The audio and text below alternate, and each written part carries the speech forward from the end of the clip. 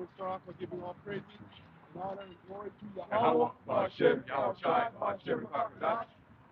double honors to the apostles, elders, great millstone, and the bishop as well, who do well.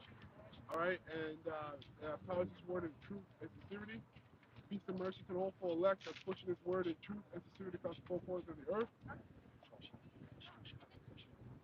And the rest of you that sincerely believe as well. Peace and mercy to you and your household. So once again, all right, with the Hebrew Israelites, we come in week in and week out to prophesy the downfall of this wicked kingdom, who was ruled by Esau Edom, the biblical nationality of the so-called white man. And we're here to wake up the elect of our people, right, the nation of Israel, which comprises of you so-called Negroes, Latinos, and Native Americans, okay? And this truth, indeed, this gospel, indeed, is only for the hopeful elect, all right? So many hold 2nd Ezra 8 and 1, but somebody get, because last week we went into 2nd Ezra, the 15th chapter, and we went through, I think it was what verse, the 38, 28? 2nd Ezra 15 and 28? Yeah. I know what verse that. The 2nd Ezra 15 and 28, and we're going through the breakdown. And I had mentioned that I'll do some more research to get the proper understanding of that precept. And we have it, so brother can bring that up and read it. 2nd Ezra 15 Yep. and 28. 28, start there. This is 2nd Ezra 15 and verse 28. Because we're in the times of 2nd Ezra 15, Matthew 24, 2nd Ezra 16. It's all brewing right before our eyes. Go ahead. It reads, Behold, an horrible vision, and the appearance thereof from the east, where the nations of the dragons of Arabia shall come out with many chariots, and the multitude of them shall be carried, and the wind upon the earth. Right, and we mentioned that the dragons of the nation of Arabia are those Iranians, right, from the east, Armenians, right, from the land of Iran, which is where all that commotion is happening over there in the Middle East, small hand, and Iran. That's prophecy that we're reading right now. Go ahead. That all they which hear them may fear and tremble. Also, the Carmanians raging in wrath shall go forth as the wild boars of the wood, and with great power shall they come and join battle with them, and shall waste a portion of the land of the Assyrians. Right, and that goes into the Ishmaelites. All right, and it also goes down. It also says that the land of the Assyrians.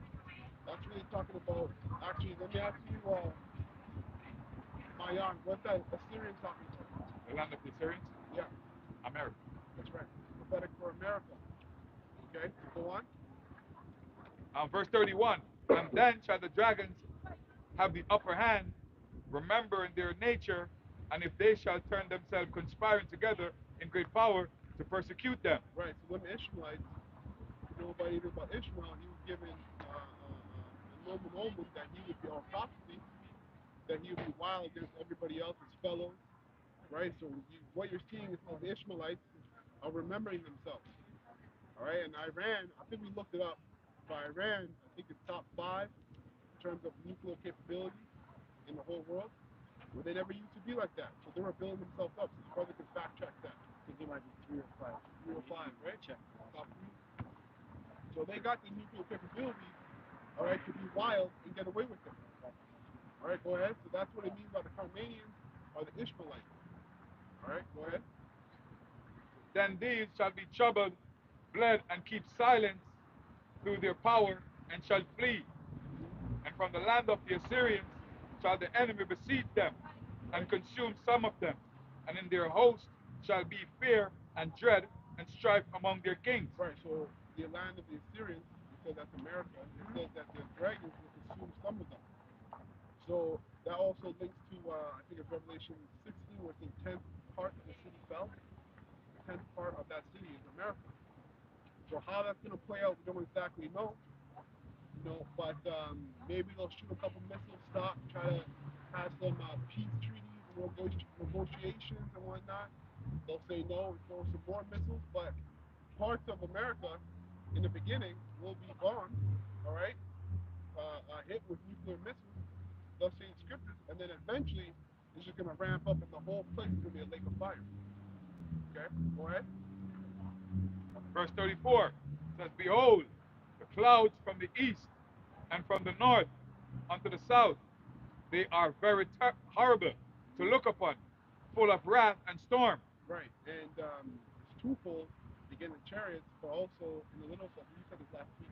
It's just destruction, right? You're gonna have wars over in the east. You have wars in the west, right? I forgot what precept, but it goes into the clouds, the mushroom clouds, in the scriptures, right? So that's gonna be that's Isaiah. So those mushroom clouds, you're gonna see mushroom clouds in various parts of the earth, mainly over here in the west and also in the east, due to what nuclear bombing. Okay, but you also can't forget that them chariots are going to get busy because them chariots have to be there while these missiles are going on, because the elect can get caught up in that destruction.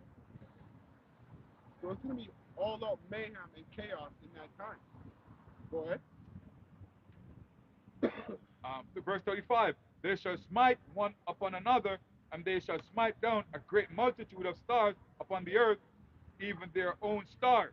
Yep. And blood shall be from the sword unto the belly. Yep. So it's going to be a lot of blood, a lot of killing between these nations: Russia, China, America, Iran, even so-called Holy Land. Right. Go ahead. 36, and dung of men unto the camels. Ah, and there shall be great fearfulness and trembling upon earth, and they that see the wrath shall be afraid, and trembling shall come upon them. Right. And it's really mainly because the prophets have been warning, you rebellious people, about World War III happening. All right. And now, and you never believed it. But now, when that first ICBM missile gets shot out, people are gonna tremble. And that's when they're gonna be. And it's gonna be televised worldwide. All right. And people are gonna see the destruction that's gonna befall America and other various parts of the earth, pursuant to Revelation 18, the 18th chapter, and they're gonna be terrified, man. Go ahead. And then shall there come great storms. Okay, and then shall become great storms from the south and from the north, and another part from the west, and strong winds shall arise from the east, and shall open it, and the clouds which he raised up in wrath, and the stars stirred to cause fear towards the east, and the west wind shall be destroyed. Yep. Okay? Yep. Um, That just represents complete chaos and destruction, mayhem. Right? You're gonna have destruction on one end of the earth, another part of the earth. You're gonna be screaming, dying. Right now, we're only seeing it in one direction. Right? So you people over here in the west are proud in your heart, thinking in your mind that it's not gonna come over here. Right? Go ahead. I'm saying the great and mighty clouds shall be puffed up full of wrath, and the star that they may make all the earth afraid, and them that dwell therein, and Yep. they shall pour out over every high and eminent place an horrible star, fire and hail and flying swords and many waters. Okay, so them hail and flying swords is going to the missiles again, and them clouds. I'm going to get a precept to back what we're saying up. This is Revelation chapter 1 verse 7. Behold, he cometh with clouds, and every eye shall see him, and they also which pierced him, all kindreds of the earth shall wail because of him. And the word wail there is basically to do with sorrow, right? You're gonna be weeping and wailing and gnashing of teeth. All right. This is book of Acts chapter 1 verse 9, and and when he said when he had spoken these things, while they beheld, he was taken up, and a cloud received him out of their sight. So again, that's basically precept on precept like precept again understanding. So that clouds again is referring to the chariots. And just really another quick one, to show that Yahweh Shai is about vengeance, right? And it's not about passing out that assorted candy plate where you're gonna pick the strawberry one or the vanilla flavored. Okay, the Most High's Son is about wrath. This is Isaiah 53 and to the point, verse 4. For the day of vengeance is in mine heart, and the year of my redeem is come. So basically, the redeemed are the ones, the elect, are the elect. And the Shai, basically, his name go back to the Redeemer or our salvation, right? The Savior of the nation. So So what you're reading about is prophecy and what's to come in the end times. And as Brother Amata said, that we're living in the end times. All right, so we're saying this before it actually happens. Okay. That's right. Yeah, yeah. So the first precept that links to that, and that this one came out. I have it here. This is Isaiah chapter 5. Right. I'm going to start at verse 4. The point is in verse 6. Right. When you read this, prophetically speaking, into our time, it says. I'll start at 3. And it says, "And now, O inhabitants of Jerusalem and the men of Judah, judge, I pray you, betwixt me and my vineyard." Verse 4. What could have been done more to my vineyard that I have not done in it? Right, that's talking about you Israelites. Mm-hmm. Right, both good in righteousness and in evil. What more could have been done to you to get to understand and turn back to the Heavenly Father than what the Heavenly Father has done to you? Right, a lot of blessings has been done to us as a nation, but also a lot of evil has been brought to us as a nation because of a rebellion. I will, when I looked at it, it should bring forth grapes. Right. Brought it forth. Sorry, No, keep on. Yeah. Brought it forth. Brought it forth wild grapes. Right, so it should have brought forth grapes, but it brought forth wild grapes. That represents us leaving our first estate, leaving the customs and the tradition that the Heavenly Father established for us as a nation. We went and mingled among the heathens and took on their way. Therefore, we became a degenerate plant, a degenerate vine. Right, it became wild grapes, brought forth wild grapes, uncultured fruit. Yeah, not tares, not tares. Right. That's a new thing. That's old new thing coming back. It's not tares. It's talking about what brother just mentioned. Anyway, let's read on. Verse 5. And now go to. I will tell you what I will do my vineyard. I will take away the head thereof, and it shall be eaten up. Right. And the main hedge of our people is this truth. Right. Once the Most High removes the understanding of what's required to be close to Heavenly Father, your ass out. All right. Once you go and you stray away from the understanding and applying this truth, you're basically giving over to death. All right. And death goes back to who? Esau, Edom. So you become what? Captive. All right. Right. Right? And it shall be eaten up, and break down the wall thereof, and it shall be trodden down. So you have no safe place. All right. The wall again, that hedge is Yahweh Bashem Shai. That's why his name also translates to power. Right. That we're a nation that's deal with righteousness, right, and judgment. Judgment by Heavenly Father, right, is bestowed upon all those who rebel. All right, and that's what we became. We became a rebellious nation. So this is judgment enacted upon us, on us. That's right. All right. Right. Okay, here's the point on the pouch, but I would like to read to the 9th verse. But here's the point on the pouch. So this is verse 6. It says, "And I will lay waste, it shall not be pruned, nor digged, but there shall come up briars and thorns." Right? Talking in a dark way. So what do you? Let me ask you, brothers. What does that mean? How do you break that down? Briars and thorns. Okay, we'll read that again. It says, verse 6, "And I will lay it waste, it shall not be pruned, nor digged, but there shall come up briars and thorns." So what's the if? I will lay it waste. What's the if? What's the if? You guys got to be paying attention when the prophets are teaching, man. If you could read it again, just Okay. go back before that verse that you started. Okay, it's verse 5. "And now go to, I will tell you what I will do to my vineyard, and I will take away the edge thereof, and it shall be eaten up, and break down, and the wall thereof, and it shall be trodden down." Verse 6, "And I will lay it waste." So what's the if? So this is speaking about Jerusalem in the year 70 AD. Right, that's one half. And what else? And then it's also speaking about the 2/3. Yes. Simple answer is Israel.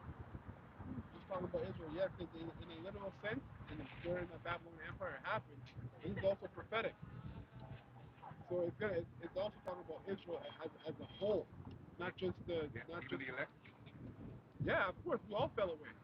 Every single the only difference between the elect and two-thirds is that they even though they fell away, they were meant to receive mercy. Once the prophecy of Elijah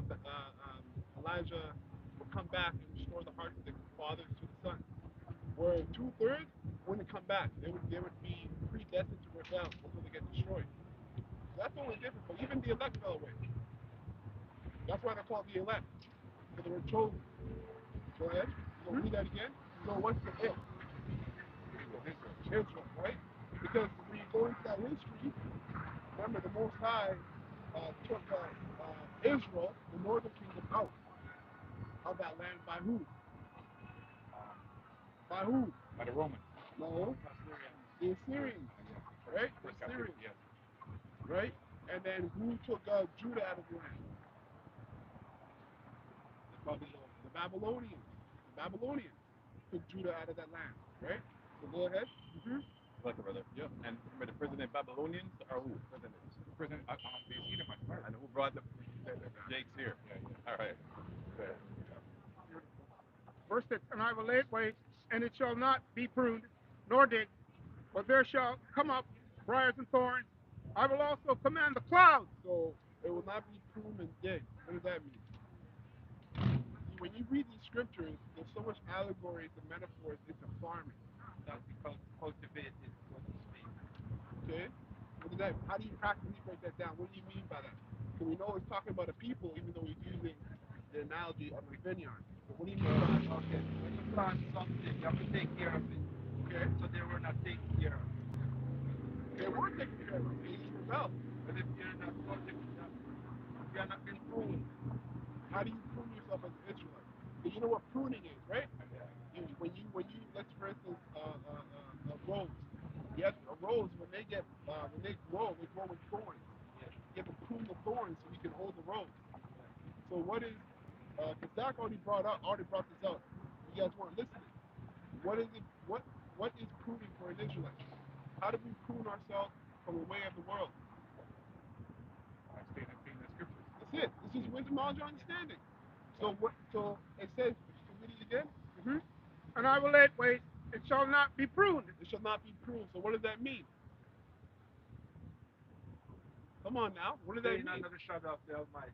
No, it will not be pruned. It will not be That pruned. means thorns will grow out. Yeah. So what does that mean? We'll go off. Exactly. We would go off. That's right. That's it. We would go off. Us being pruned is staying on the right path. Us not being pruned is us going off, not listening to the wisdom, knowledge, and understanding, the scriptures. Go ahead. I will also command the clouds that they rain, no rain upon it. That's right. Right. So again, that's literal and spiritual. Now break that down with me, brother. Literal. What is it? What is it? They'll be blinded. No. Literal. I will not cause the rain. I will not cause the clouds to rain upon them. So literally, what is that talking about? Literally. Their lands will be barren. Exactly. How are you gonna cultivate food if you don't get rain? How are you gonna drink water if you don't get rain? So listen, when you go into art of war, you don't just roll up on a town and just start yakking the place down. You besiege it. It takes a year, a couple months, and what do you do when you besiege it? You're cutting off supplies, going in and going out. So for instance, Tyre, when the king of Babylon took over Judah, the first siege he took Daniel and his companions. Second siege he took Ezekiel. The third, after the second siege, he went into Tyre to take it down. He couldn't take Tyre down. You know why? Because Tyre's right by water. You can besiege Tyre, but they can get all their food and fish by the water. So I think it's Isaiah or Jude where it says in the kingdom where we're ruling and these nations want to rebel, we have the power to stop the elements from them receiving rain on their land. So how are they going to have food? So that literally happened, but now spiritually, what does it mean? Spiritually, they were blinded. The clouds and the water would mean the word. So they were blinded. They're not going to get it. Right. So in a practical sense, when you went to the prophet or the priest, you didn't see any answer. Remember, back then they would go to the prophets and to the priest to receive an answer from the Most High, right? And the Most High completely did away with that because where would we do that? Where would we communicate with the Most High? Where did we communicate with the Most High in the ancient world? At the temple. In the temple. And what did the Babylon do? They destroyed the temple. You see what I mean? So spiritually, the Most High made it where we're now. We're the temple. We don't actually have to have a physical temple where we go and pray to and communicate with the Most High. That's why this is a blessing. Right. Spiritual powers. And basically what's happening right now is the cloud seeding, and they can bring rain over here. And Esau is doing literally in the carnal sense what when we do in the spirit. We don't cause it to not rain. He's doing, because remember, he's the only nation on earth saying he's God's son. He's saying he's Israel. And this was promised to us that we're gonna have these things. But he's trying to pull this prophecy artificially so bad. It must be them. That's right. So everything we're gonna be able to do, he's doing right now, reading the minds. When a man talk shit about this in the kingdom, hey, what are you talking about? Esau is using the technology to say, oh, I want to hear Jesus on your phone. He says, so everything that's a promise to us, he's doing it in a carnal sense. You want to know what our car's going to be in the kingdom? Look what's happening right now. That's right. Yeah, con. Yeah, that's true. That's a foresight. He's just really artificially trying to force that birthright on himself. Even when the time for them to come up to the mountain and worship Yahweh, they don't come. They send the storms over there, just like they send the storms over there. Same thing. Drown them out. Yeah, exactly. Starve them. Or burn them up. That's right, burn them up. Everything Esau does right now, all of the natural disasters, we're going to do it with our mind. Exactly. Go ahead. Yeah, just one more verse I'll read. The verse 7 just brings it all together in regards to it. You brought up a point about Israel and so forth. All right, anyway, it says here, so this is Isaiah 5 and verse 7. It says, for the vineyard of Yahweh Shem Yahushai of hosts is the house of Israel. So what is the house of Israel? The vineyard. Right? Right? You can break it down a little simpler, right, for them to hear. Right? It's the house of David, right? Right? Simply put, the elect, again. Yeah? All right. Yeah, the cultural vine. As a nation, we're the vineyard. All right. Yeah, so hold on. Yeah, so the vineyard of Yahweh Baal Shem Yahushai of hosts is the house of Israel, and the men of Judah is pleasant plant. And he looked for judgment. Right. You look for judgment. So what does that mean? Read it again? Mm-hmm. Sure. Right? Yeah. Isaiah 5 and 7, for the vineyard of the Lord, Yahweh Hashem Yahushai of hosts, the house of Israel, and the men of Judah, is pleasant plant, and he looked for judgment. But behold, oppression for righteousness, but behold, a cry. What does the judgment mean? You look for judgment, but oppression for righteousness, and a cry. What does that mean? This is why it's important to go into the history so you can see these scriptures in your mind. You can see like the movie play out. And it's really playing out right now too. Nothing? You look for Jake following the scriptures, but it's That's it. Yeah, that's where judgment comes out. Judgment comes from the law. If there's no law, how are you going to administer judgment? What is that judgment going to be based upon? The Most High looks for judgment. He looks for Israelite leaders, all right, to make decisions based upon His laws and His commandments. Go ahead and read that. Mm-hmm. Again? Yeah. Yep. Okay. Yeah. This is Isaiah 5 and 7, second part. It says, and he looked for judgment. Right. But behold, oppression for righteousness. Right. Oppression.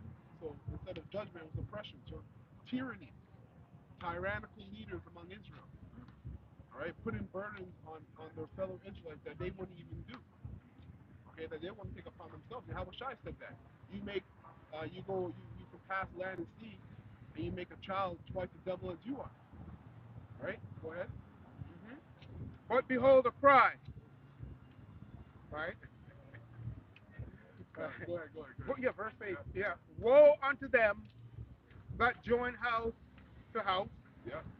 that lay field to field till there be no place, that they may be placed alone in the midst of the earth. What's that talking about? Woe unto them that join house to house, that lay field to field till there be no place, that they may be placed alone in the midst of the earth. What's that talking about? Looking for understanding in the multitude of places you put out. Nope. Nope. It's a prophecy, future tense. Woe to them that lay house to house. Right? So that they may what? Stand alone? That they may lay field to field. Lay field to field. Right? So they join, till there be no place, till there be no place, that they may be placed alone in the midst of the earth. Right? Future prophecy. Think about it. You know? And Esau, I'll just say like I'll give this hint. Esau gave this idea. Now all these different countries and states and provinces and cities copied the same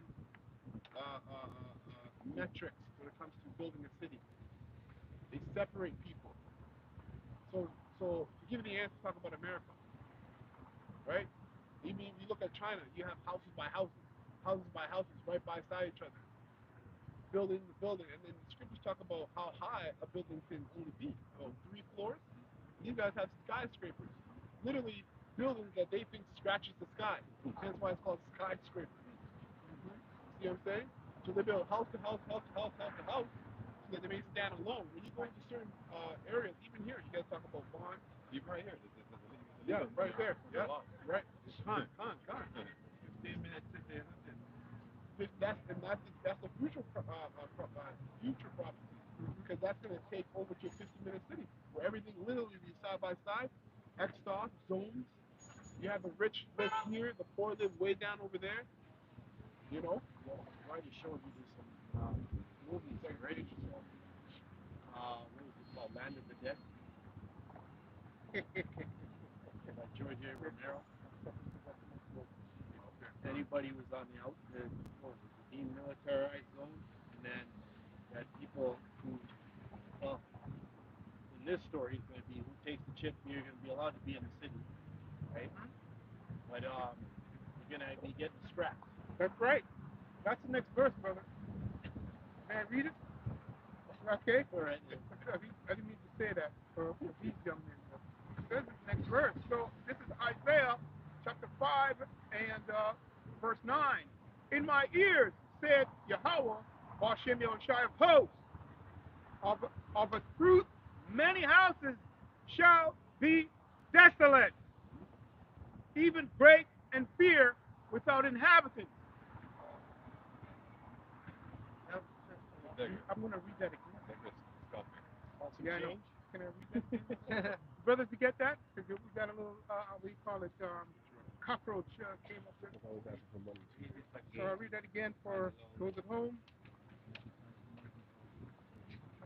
So this is Isaiah chapter 5 and verse 9.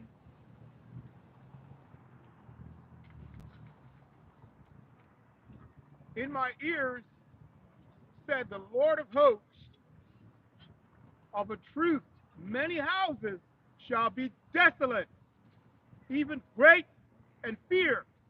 That's Fair, without inhabitants. So yes, simply put, Brother put down and broke it down, right? It's going to get more terrible, right? And spiritually they're falling apart. That's why you're hearing the cackle, right, in the background, right? Because that guy's house he doesn't have a house. All right, simply put, and that's starting spiritually. And the house really starts this here. Most of these people are reprobates, but that's okay. The Lord has reprobated them. Okay, and when this destruction comes, it will be as though they didn't exist when you destroy them. I'll read it again because it says they're going to be desolate, right? So it's not just inside your mind. The Lord is going to play that out. Yeah, the Lord is basically condemning society, right? So it doesn't matter where you build up, where you save up, and how where you live in this life, right? It's basically all vanity, vanity of vanity. right? So some people think the riches is going to save them. You know, some people have um, bulletproof windows, and some people say building your house in stills. All these things they think is gonna excuse the Lord's vengeance. It's not. All right. This place is set up for condemnation. In the Revelation, it says, doleful creatures are going to live in here. All right. Unlawful birds, birds that unedible, right? Things that is going to be devastating to our being, our kryptonite. That's gonna be con. Is it condor? Condor was a Vultures, vulture. Call it the John John Crow. Crow. John Crow. Yeah. Jamaican style, John Crow. Terrifying the beast. Good. Done. Komodo dragons. Like a size of a Yeah. small man. Done. He's a big man. It's kind of, no, I mean like the stature, Yeah, but yeah. then the wing is friggin' Yeah. 15 feet Yeah. when he opens up. Yeah. I'll just read the verse again for the record. This is Isaiah 5 and 9. In mine ears saith the Lord of hosts, Jehovah Hashem El Shai of hosts, of a truth many houses shall be desolate, even great and fair without inhabitant. Right. So yeah. So you ask your pastors to break that scripture down, right? Because remember, these pastors are about prosperity. So he's going to jump over that precept right there, and if you ask to break it down, you probably don't even know, right? Because it's not beneficial to be teaching in the churches. Why? Because you're going to put a fear in people, and people want to hear smooth things. They want to hear this world's going to go on. They're going to say, let's go for Kamala because she's a black woman, right? It's about time for black power and black people, to rule things as if they can make a difference. Because this world is not about black and white. It's about Israelites and the other 17 heathen nations. All right, and that's what they're not getting. They're not getting that we have enemies. All right, Israel was set up. The people Israel, not the place. The people Israel was set up to be priests, prophets, and judges of the land. And now the wicked is in rulership.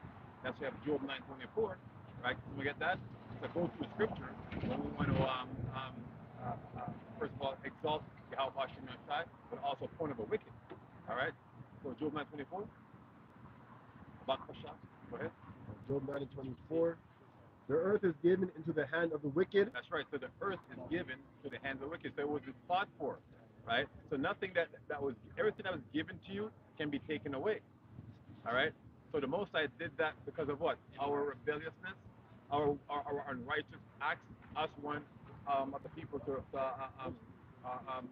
rule over us. All right. So it's basically a punishment. The Most High said, all right, fine, I'll take it away that was for you and give it to the heathens, man. My most hated nation, I'll give it to them, right? Because of what? Jealousy. Go ahead. He covereth the faces of the judges thereof. So the wicked covers the faces of the judges. So your question is, you should be asking, like, who are the judges, right? Go to your pastors, ask them, who is the rightful judge of the earth? They don't know. They're going to tell all kind of shit, every, right? So I want to shine light on who the judges are. The judges are the righteous men of the Yahweh Bashir and Shai, the Israelites, right? That's who Esau's been hiding this whole time. We're the hidden ones. Throughout the Americas, we're those people that's been hidden. Okay, but now we're going to shed forth light on these people. The people here on this side, on the right-hand side. On the left-hand side is the name given up by the white man. This is how we cover the judges, giving you fake misnomers, fake names. Go ahead. He covereth the faces of the judges thereof. If not, where and who is he? So it's part two now. So when it's exposed that Esau, the so-called white man, that goes back to Esau, even in the Bible, if he's not the devil, he's not one of deceiving the earth, the Bible, Yahweh Bashman is being a bit facetious to ask you, then who is he? If he ain't devil, then who is he? Bring something, tell me. Right? So if you can tell me that someone is the devil, someone who's deceiving, saying, first of all, the angels are babies, half-naked babies with arrows. The Most High is the Edomite. Okay? The Most High loves everybody. Who's deceiving the whole earth? We don't tell you that. We don't bring glad tidings to the world. We bring glad tidings to the elect. All right? That's on that. Buddy, got something? Yeah, I got something. This is Jeremiah 12, and I'll start at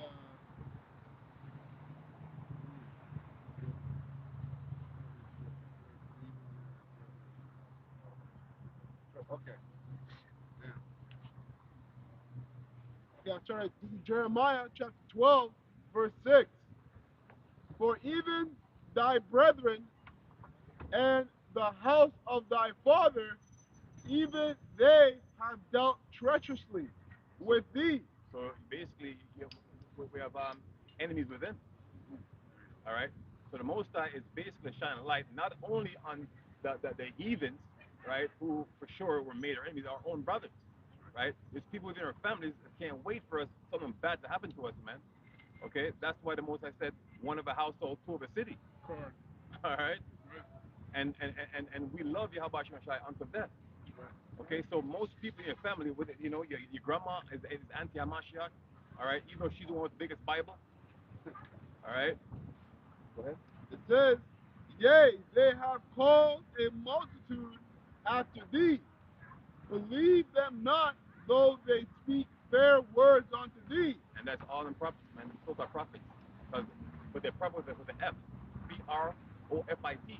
They're about fleecing the flock. Okay, they're not about saying the Lord's word before it happens.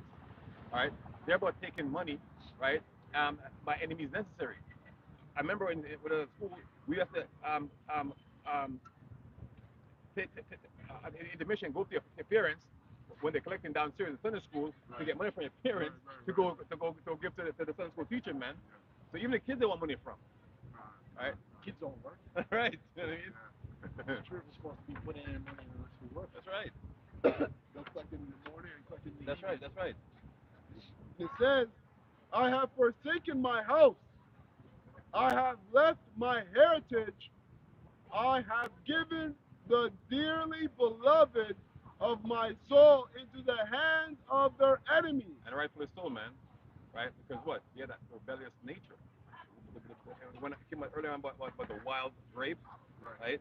So the wild grapes are, Kodak Black, right? B Diddy. Anybody that doesn't subscribe to this truth is going to be deemed wild grapes, man. Until they repent, right, and humble down and come back and serve the Lord, right? They're basically heathens to us, man. Right. All right. That's why now you're calling all black people. Hey, that's true. We hate black people. All right. The most I don't like black people, the most I like is people. The names given to them in the Bible because those names have a spiritual meaning to them. All right. Black doesn't mean you're physical. So it says, verse 8, my heritage is unto me as a lion in the forest.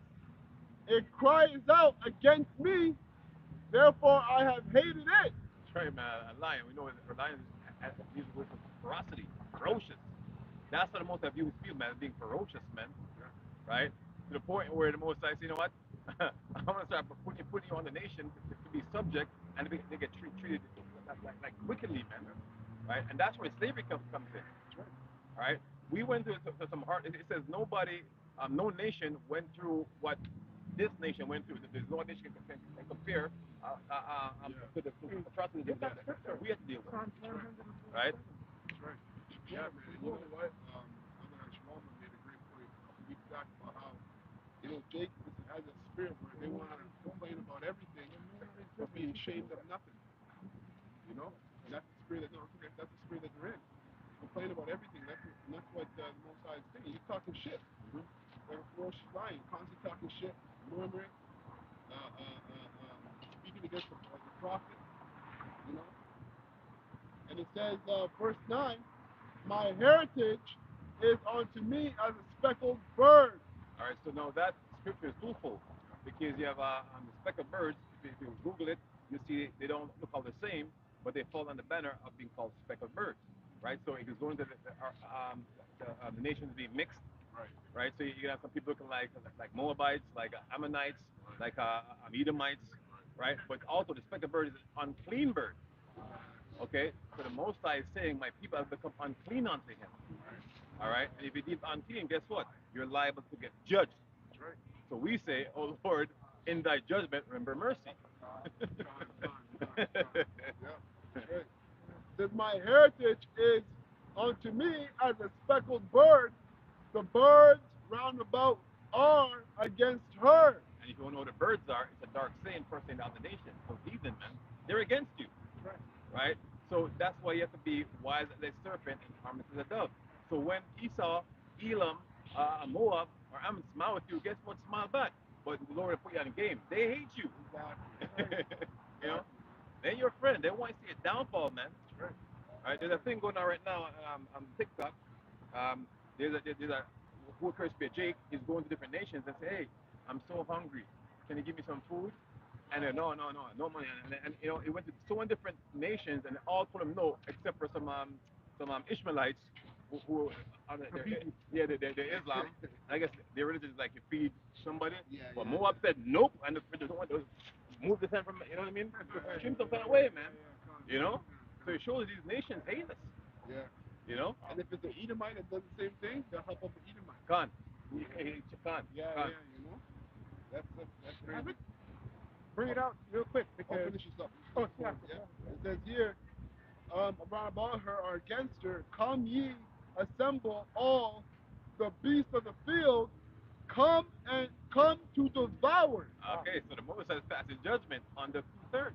The Mosai give a strict, direct order to the beasts of the field, the ones that possess knowledge, the one that was risen up to serve the Lord. The Mosai, you know what? Give me those 2/3 for me, man. I mean, because what? You're being rebellious. I guess it was against the whole nation. But the 1/3 was predestined to say, I'm sorry, mercy. Right? 19 and 20. Yeah. So real quick, just on the point, because you brought it up about they know not our judgment. Hey, they don't know our judgment. Read it, brother. Just read the precept. All right, so this is the volume or the book of Psalms in English, chapter 147, verse 19 to 20. It's a staple precept. I mean, it's very simple and straightforward, right? Time after time, it comes out, right?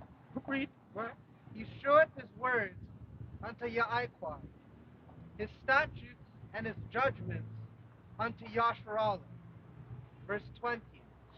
He hath not dealt so with any nation. right. Hey, simply put, you just gave a powerful example about how Jake is dealt, right? And that's just Jake. Hey, how much? Brother, read that verbatim. Fine, Just in case you fine. got new Yeah. people come Read in. it. Oh, yeah, all right. So this is Psalm chapter 147, verse 19.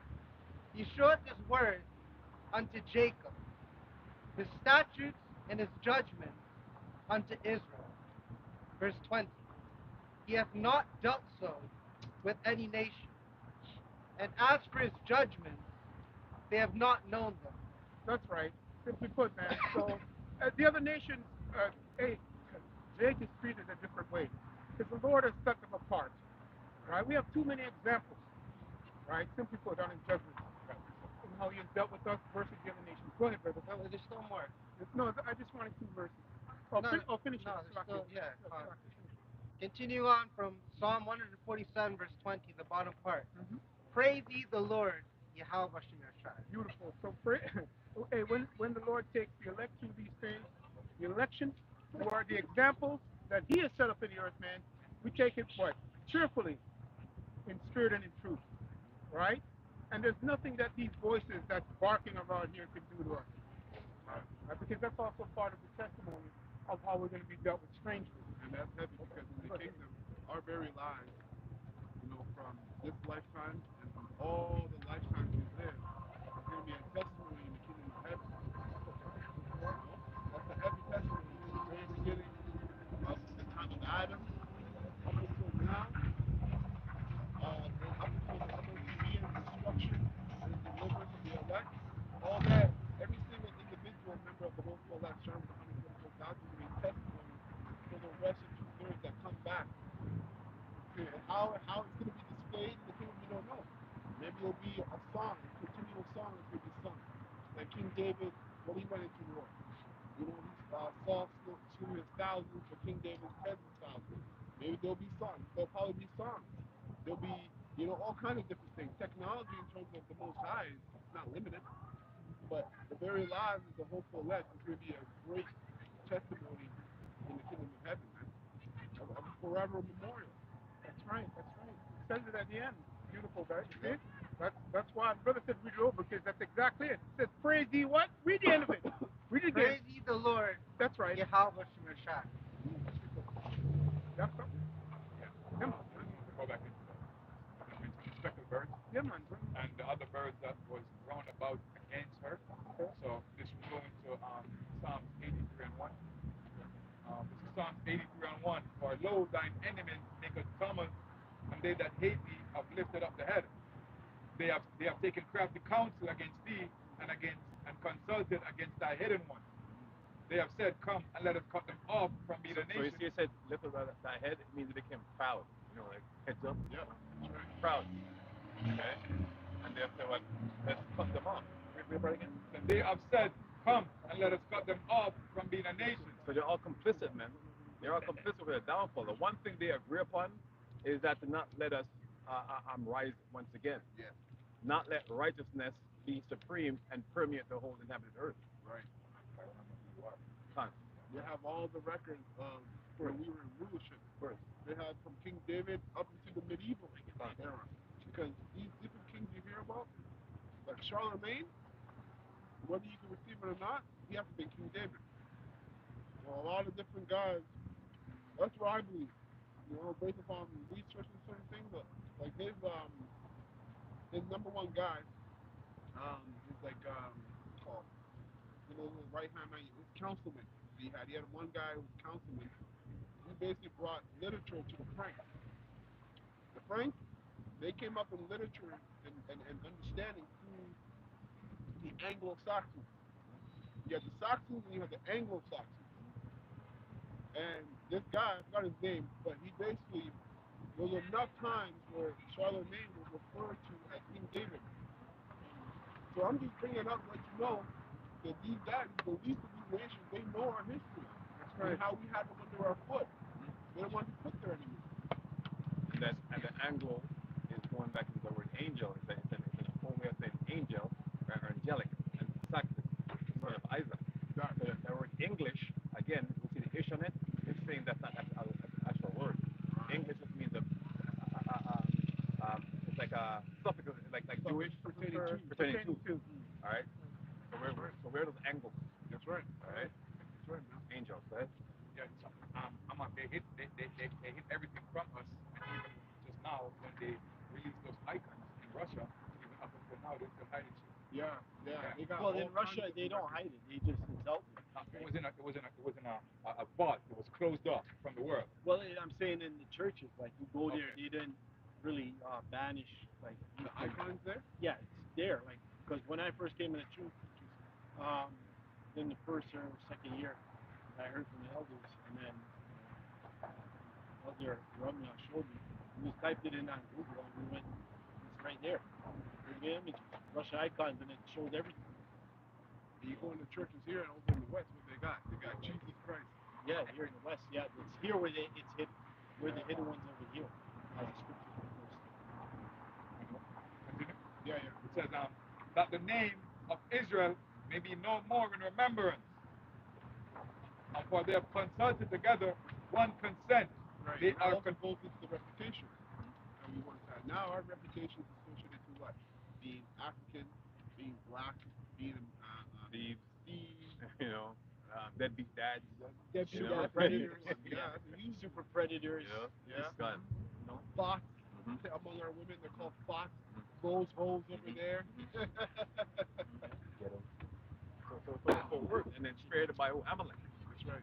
Right? Yeah. Amalek is the only nation that's claiming to have a biblical nationality. Yeah. Nobody else has one except for him. So that's why you know who the identity theft is, who they are, the thieves. They can't even point out any other nation. They don't know who the other nations are because they're false. They're not real. I got one more just to back up another. This is Deuteronomy 28:37. And thou shalt become an astonishment, proverb, and a byword among all the nations, whither the Lord shall send thee. Right? And it doesn't matter where we go, we're known as black people. Doesn't matter where you go in the world. Yeah. Them black people over there. Yeah. That's right. There's that one kid, I think in Quebec, who walked across Okay. the Edomite lawn. 10-year-old. 10-year-old boy. He took a boiling hot pot of water and tossed it on him. Throwing them. All burnt up, Yeah. like he has leprosy. Yeah. Completely gone. Recently, that's last week or this week. Last week. It's in the news right now. Well, she didn't put just hot water in there. That was sugar. Oh, yeah, you rubbed it off and you can get him. Yeah. That's what melts off your face. They do that in the UK. That's what they do. So they put sugar in it. They do it in the jails. They put sugar in it, and then hot water, and once that gets on you, skin just Sticks to adjusts. the water. Yep, and then it Pulls tears it off off. flesh. Yeah. And That's it can't astonishment in the be. Bible. It can be fixed. Can be fixed, but you have to know. You have to know alchemy and all of that, right? But it does permanent damage. One moment before you go on, that's beautiful because you the word astonishment. I looked into it, and you always bring out that two sides. So we just described in a nutshell the bad side of it. So I'm going to ask these brothers, right? Here's the word. So if if we're in astonishment, right, in a negative way, who's astonished? When they're looked upon, who's astonished in a righteous way? And the word is this. It goes to say this. So I'm asking you brothers that question. It says, state of being amazed, or shocked, wonder. So in a righteous sense, who's astonished when they look at Israel? Look at Israel. Well, remember, we were in a state of rulership. We're supposed to be kings and queens. We're supposed to There's be, no queens, man. There's no kings. yeah, we're supposed to be kings and rulers, judges, right? No, who? So I'm getting there. Okay, So when the other nations look at us now, they're astonished. They're like, yo, I can't believe these people are actually the people of Yahweh. All right, beautiful, right? So now, in a positive sense, give me who the positives are, because you already know the answer. Say it. Well, it's the The men Israelites. wonder that, starting with your pluses and L's on down.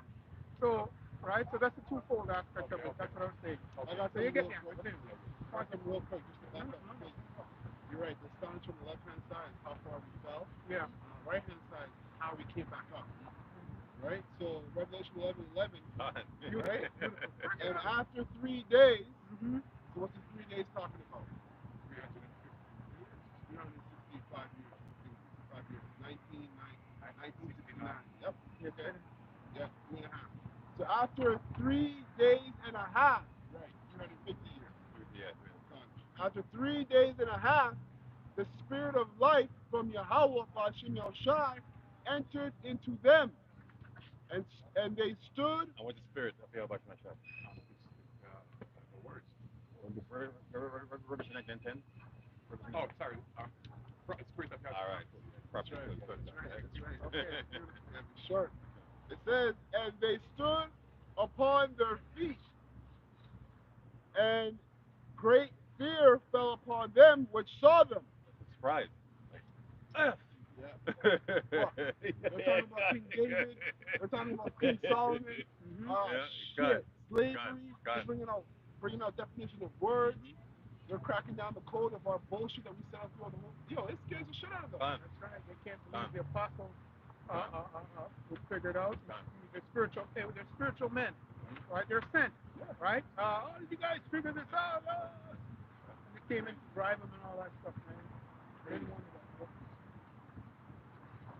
What is next? Revelation 12:10. You asked for that, right? Oh, he has more. It says here, among all nations, whether the Lord Yahweh shall lead thee.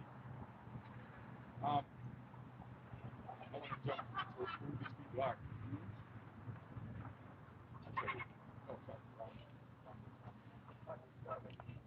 It says, for they have consulted together with one consent, they are confederate against thee, the tabernacles of Edom, the white folks, the Ishmaelites, the Arab nations, Moab, the Agarenes, and Gebal and Ammon and Amalek, the Philistines, with the inhabitants of Tyre. So pretty much. So you're gonna notice that a lot of the African nations got called in that.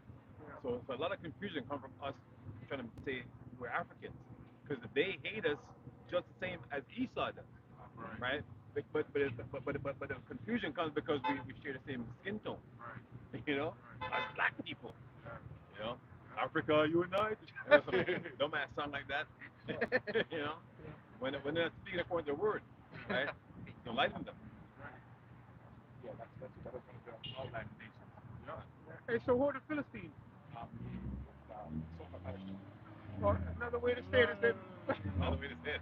Don't say it like that. That's ridiculous. He just said he was a Philistine. Yeah, that's the real Philistine. Black with the Philistine. Of God. Yeah, Beautiful. That's exactly. that's right. So today, the people over the land are called the immigrants, Ah, according to the Bible. right. The immigrants. Yeah. Right? Go back to who? Most of them go back to Ishmael. And Esau too. Well, and Esau. A lot of Edomites. Yeah, well, yeah. Because during before World War One, a lot of those Ammonites got up in there and they raped the women, right? They raped the women. That's what they're known for doing. Yeah. For pillaging and raping and killing off the men and women. And demand them to. Yeah, They yeah, really yeah, yeah, You yeah. know It's a what? big part of them. They're not actually Palestinians. That's just the land. Yeah. Yeah. You know, they have biblical nationalities. Right. It's all mixed up. Yeah. Some of them are also Israelites. Ban, Oh, yeah. ban. Yep. I mean, four corners of the earth. Yep. Right. Because they've been fighting, it was mainly us first during the crusade. Yeah. We had used, our people used, they weaponized and used Islam, right, through the Roman Catholic Church to try to get them out of there. Yep. Them Israelites, when you go into the medieval ages, well, what they call the medieval ages, dark ages, whatever you want to call it. But them Israelites, man, they had basically all of what the Persians and Medes ruled all the way up into Spain. All the way up into Spain, like damn near 3/4 of all of Spain was ruled by these Israelites. Africa, the land, everywhere, right? Which goes back to the prophecy of Ishmael. You'd be a wild man if you're fighting against his fellows. It took Western Rome and Eastern Rome and a whole ton of artillery and fighting force to take those guys out, man. They were just sweeping up the land within a matter of maybe half a century. You know, but that just reminded me of that precept that says the Lord translates kingdoms. The Daniel. Yeah, Daniel. The king of 417. Yeah, the Yeah, Watchmen. 417. By the Watchmen. Yeah. Okay. Is it 2 and something? Okay. 417. Daniel. 417. 417. Yeah. Decreed by the Watchman with the Most High. He translates Hebrews to the kingdom of men. Yeah, it's love of the shot. That's what you see when you look through history. These men are fighting wars, and when you look at the amount of feet that they cover, it's amazing. But you know, it shows you that's the Most High giving them that rulership. Yeah, You you're got right. it? Right. It's the Most High. Because like Japhet, a lot of people don't go and check up the name of it. Of his name, it means he enlarges. Yeah, Khan. It's not he is it's Beautiful. he is enlarging because Eastern Rome, Eastern Europe, Yeah, Eastern it was Europe. all them living in that land. But then, how did they get um, more More east, Okay. south, Okay. east, south, and then probably in those different provinces of Russia, like Yugoslavia and Kazakhstan. So there's like a mixture, like Tibet and stuff like that. You can't even tell if it's Moab or Those are Japheth, right? A lot of some them are Japhet and some are Jake too. yeah. Because you had when you go to the Anglo-Saxons, they were past France. And you had the Saxons that were by what you call it, that area, Norwegian. Caucasus area. That's Georgia. Georgia, and that's when you go up, you got Russia. Yeah. And that was during the time of the Vikings coming in. A lot of the Saxons that were Jake shared the same idea of pantheon, many gods, and with the Vikings. You know, where the Anglo-Saxons, that's how you know they were Jakes, righteous Jakes rather. And that many God thing goes back to Greek. Yeah. That's why there was we said Zeus, Aphrodite, Iris, and all of this nonsense. Yep. They were just renaming biblical characters. That's right. Because they wanted their own ideology, which is wickedness. Yep. That's right. The Anglo-Saxons worship more just one power. You know, Jesus Christ and the Lord and the Most High. You know. So, anyways, the history is important, man. It really opens up the scriptures to you. Let's get that precept. This is Daniel 2 and verse 21. He changeth the times and the seasons. He removeth kings and setteth up kings. He giveth wisdom unto the wise and knowledge to them that no understanding. Right. So he what brings up kings and sets, brings down kings and sets up kings. Look at Alexander the Great. You see how much land he covered within what, like 10, 12 years of rule? Yeah. You know, when you put that in perspective, you know how crazy it is to just sweep and just sweep land and take them down like that. Boom, And boom, the only boom, reason boom, why he boom. could do that because he was young. Yeah, and the Most High was with him. That's right. That's Yeah. the point. The Most High blessed him and put the spirit on all his enemies to be under his And power. Jake was mostly around him. That's why too. Yeah, they were assimilated. Cletus Melanus, and then Homer was teaching him, I believe. Was it Homer? Yeah, a lot of the parts. Those were all Jake's two sages. Yeah. So, over there in Macedon. Yeah. Yes, yo, he left. Huh? Yes, yo, he left. Yeah. Yeah. Quick death. But the main point is that the Most High was with them, man. That's how these guys are able to rule in such a large amount of map. Look at the Assyrians. Cyrus. How much Cyrus? He was called the shepherd of the Most High in the scriptures. And look how much he conquered. The Persian and the Medes. Yeah. Oh yeah. They were one of the biggest armies. Yeah.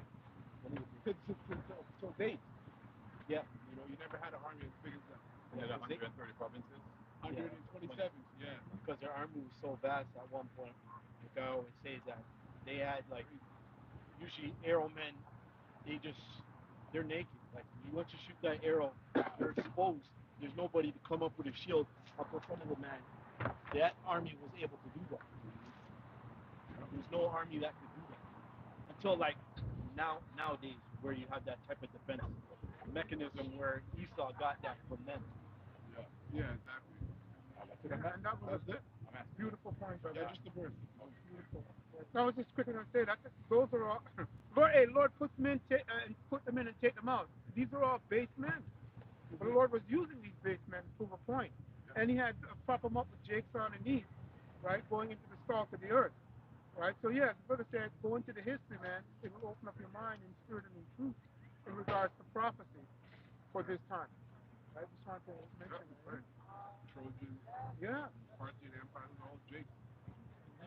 Base. Right. I got something here. This is 2 Ezra chapter 8, verse 24. Oh, hear the prayer of thy servant, and give ear to the petition of thy creature. For while I live, I will speak, and so long as I have understanding, I will answer. Oh, look not upon the sins of thy people, but on them which serve thee in truth. Regard not the wicked inventions of the heathen, but the desire of those that keep thy testimonies in affliction. Right, which is what we're doing. We're being afflicted and yet still keeping a proper testimony for Heavenly Father and His Son. It says, think not upon those that have walked fringely before thee, but remember them, which is another word, fringely, which means they didn't stood stiffly for the word. All right? It says, before thee, but remember them which, according to thy will, have known thy fear. Let it not be thy will to destroy them which have lived it like beasts. Right, going back to our people. They've lived like beasts. So here is Ezra asking the Most High not to worry about the Israelites that are living like beasts, because if the Most High focused on them, we would all be done.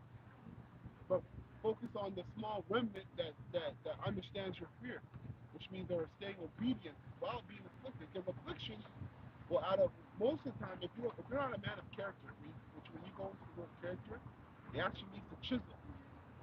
Right? When you're chiseling something, you're bringing it into shape. So if you're not a man of character and you're being afflicted, you're gonna turn left, which is what the majority of our people did when affliction came. They turned left.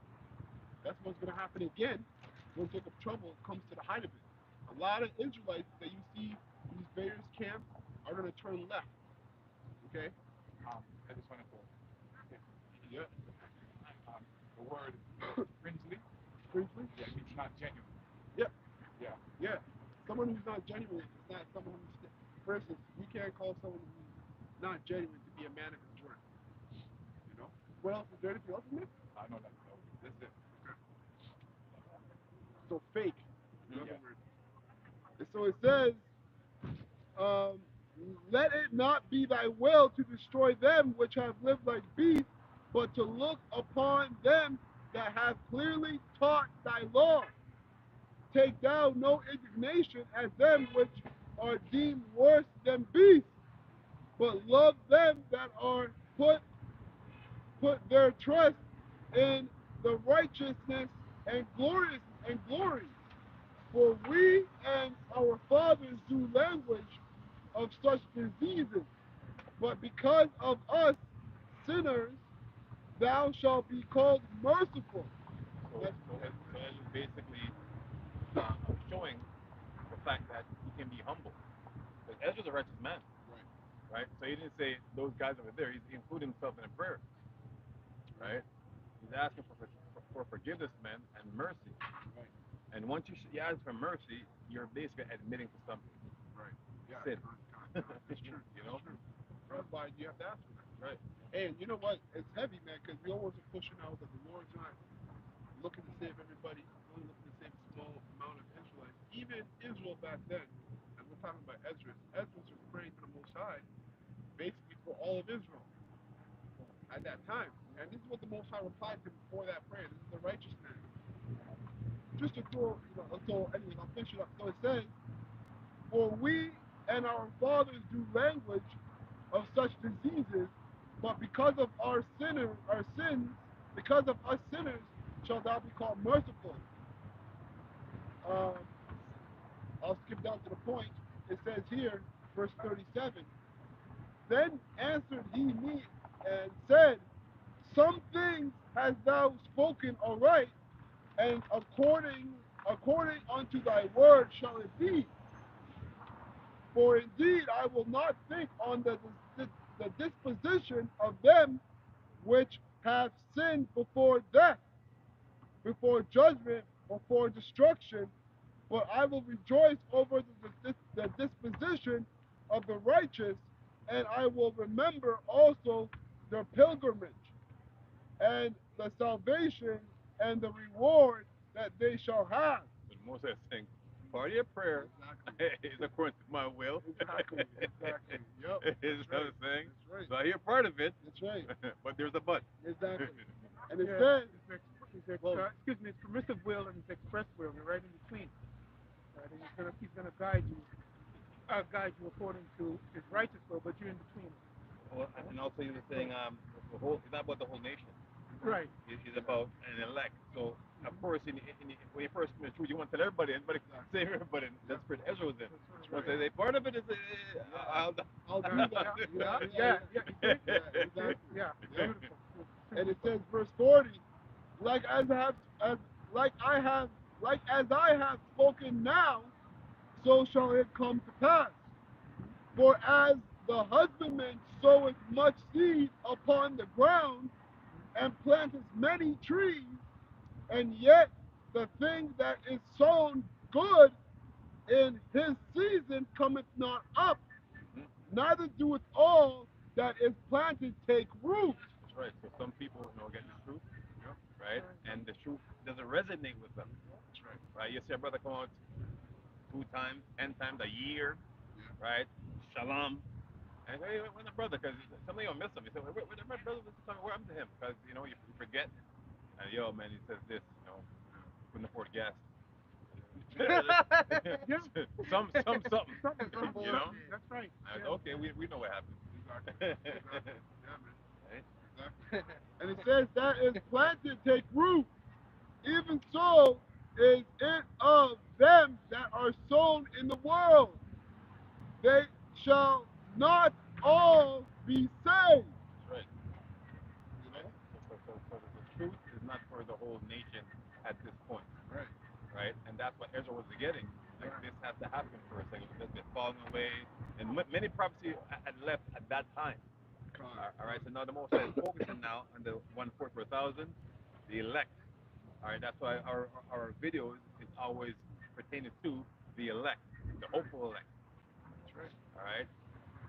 We got another one going to Ezra 7. This is Ezra chapter 7, and I'll start at 12. And it reads, then were the entrances of this world made narrow, full of sorrow and travail. They are but few and evil, full of peril and very painful. Somebody get Sirach 40, and one it says the days of Adam, the sons of Adam, their lives that they live is very evil and short, because the peril really goes to us, you know, because we disobey the heavenly Father's law. You got it? Um, um, for the days of Adam, the sons of Adam, their days are very short and evil. That was 40 and 41.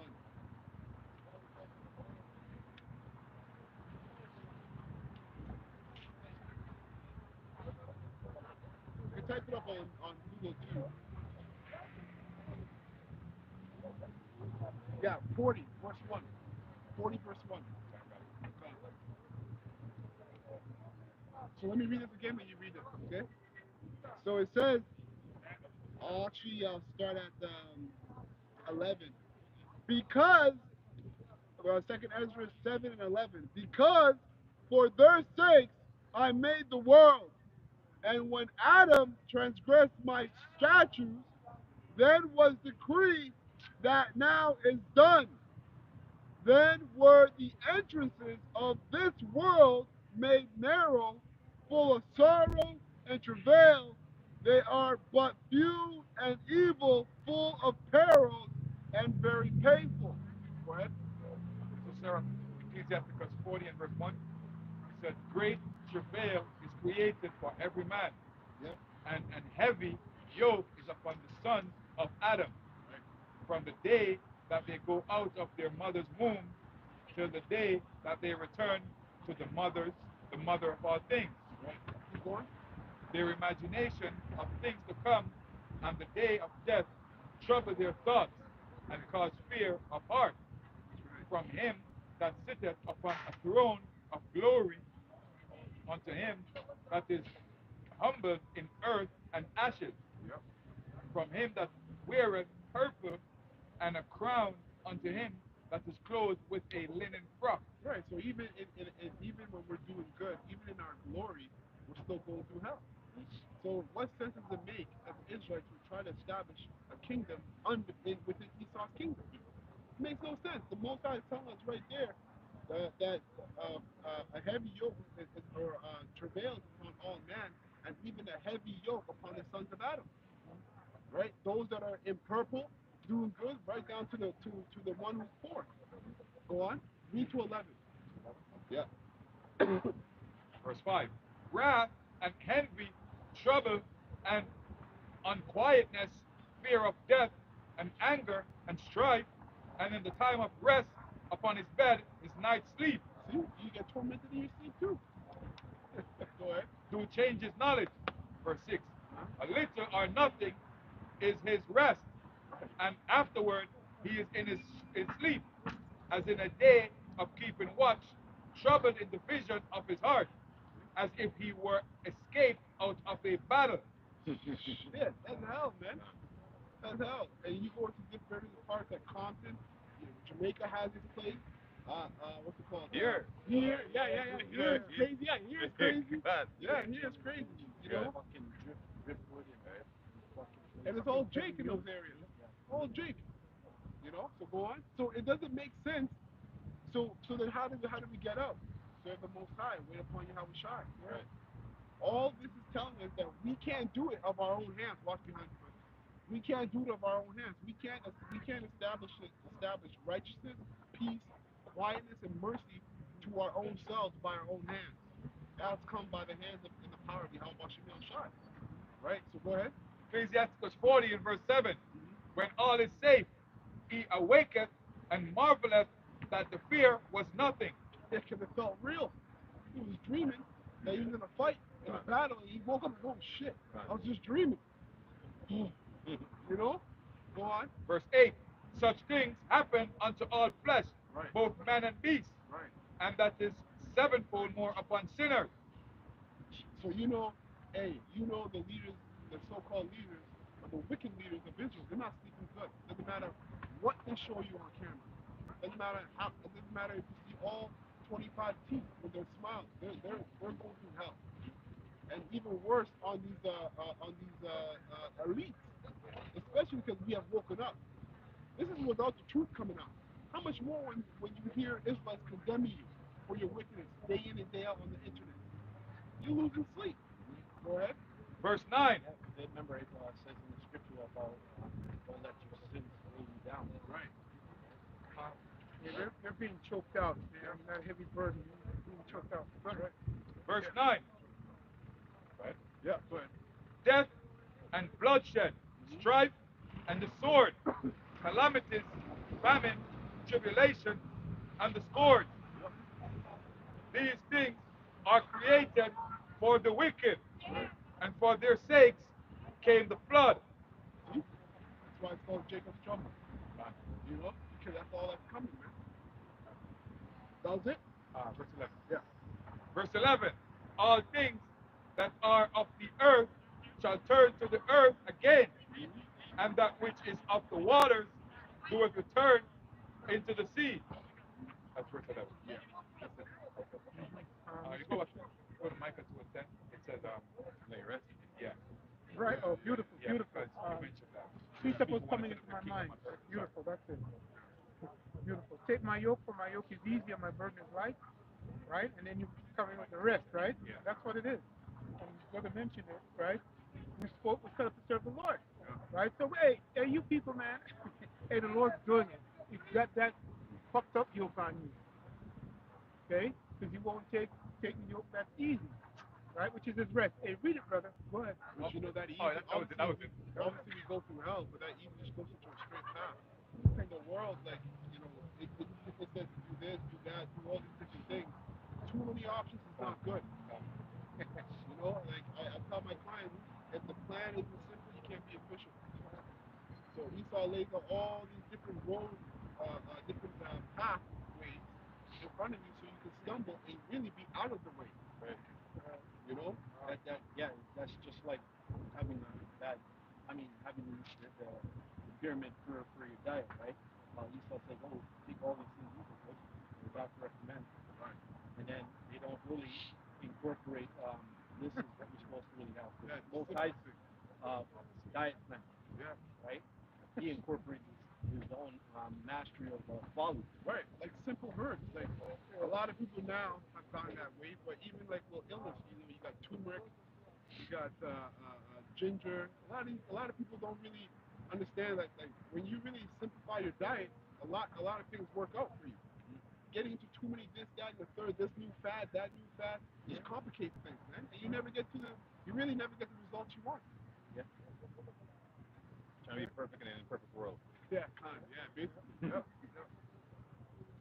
So I'm going back here in 2nd Ezra 7 and 13, and it says, for the entrances of the elder world were wide and sure.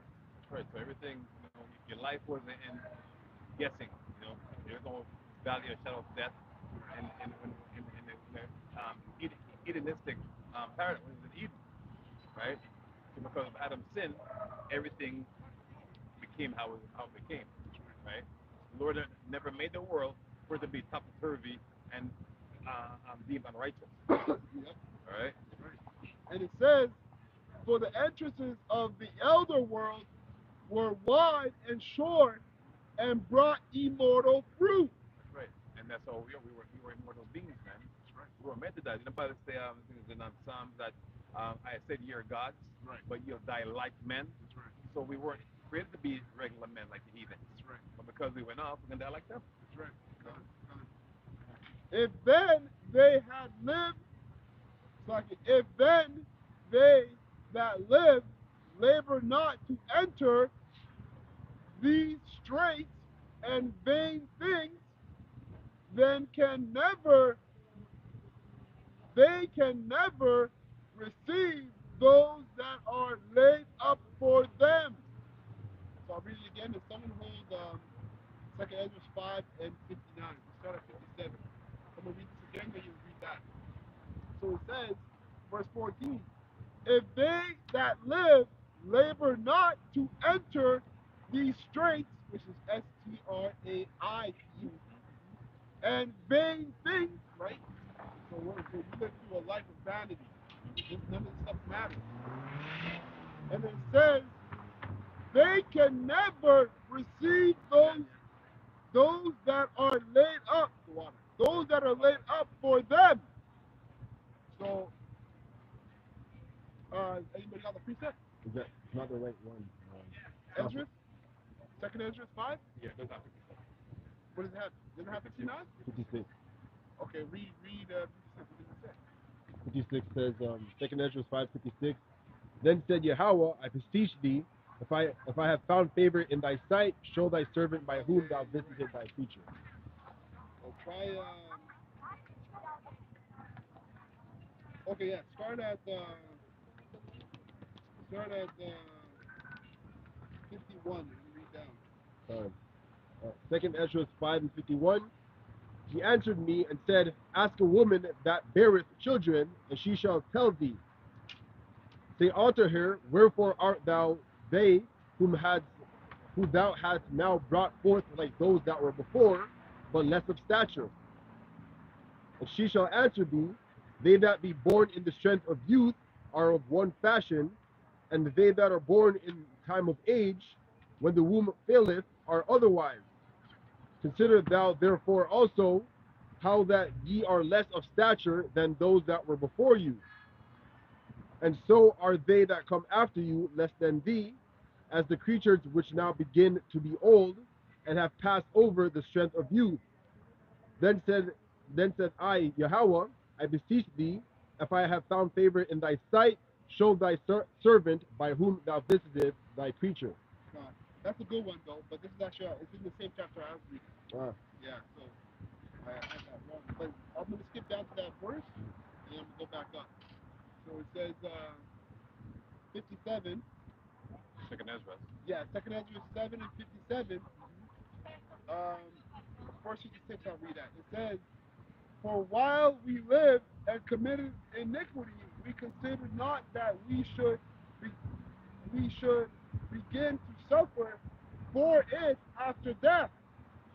Then answered he me and said, this is the condition of the battle, which man that is born upon the earth shall fight, that if he be overcome, he shall suffer, as thou hast said.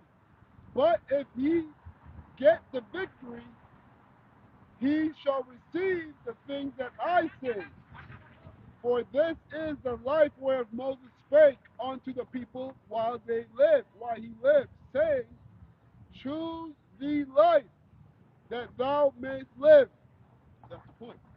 That, a lot of Israelites don't understand that we're set up here to fight for the things that have been laid up and the promises that have been given to our forefathers. That's a test to see whether we're worthy for it or not. And it's going to be found out that the minority, so-called minority, really they're the majority of Israel in the spirit, but the minority in number are going to be the ones that are going to be able to receive of those promises. Basically, they will be first-class citizens of the kingdom of heaven. Okay? That was it. Anybody got something? Verse 60 actually speaks about now too, because they are not listening to the prophets right now either. Okay, read it. It reads, this is Second Ezra 7, verse 60. Nevertheless, they believe not him, nor yet the prophets after him, nor me, which have spoken unto them. That's right. Which even now they're not even believing the prophets right now, but they see the prophets on the highways and the byways teaching and prophesying, but they don't believe still. Yep, that's right. May I bring this out? Yeah, go ahead. Alright, so this is 2 Peter chapter 3 verse 10. But the day of the Lord Yahweh Shemashai will come as a thief in the night, in the which the heavens shall pass away with a great noise, and the elements shall melt with fervent heat. Yeah, so them missiles are gonna come out of nowhere.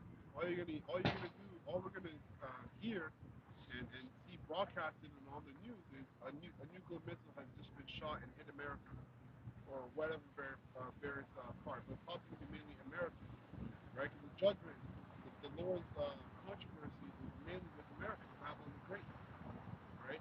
So that's going to come as a thief in the night, right? To those who are not watching and staying in the spirit of prophecy. Go ahead. For the elect, we're waiting, dreaming about it. And further dreaming about it. That's how anxious and earnest we are for the destruction of this place, man. Because with that destruction comes the establishment of the kingdom of heaven. Then everything's going to be back to perfection. And this is not perfection. This is the epitome of hell. This is the society we're living in.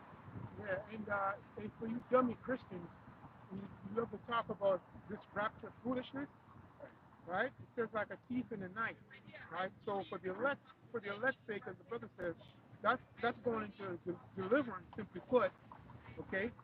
And then it goes on to say that behold, he cometh with clouds, and every eye shall see him. But you're going to see the strangest of the Lord when the elect is being delivered up, okay? And his judgment, you wicked people, okay? Starting with the wicked Israelites, and then goes over to Esau, right? The wicked. But I just wanted to emphasize the thief in the night expression in regards to the deliverance of the saints, man. Okay? They're going to be delivered, but you're going to see this strange act. Okay? And then those missiles, because it's simultaneous, going into second Thessalonians, twinkling of an eye.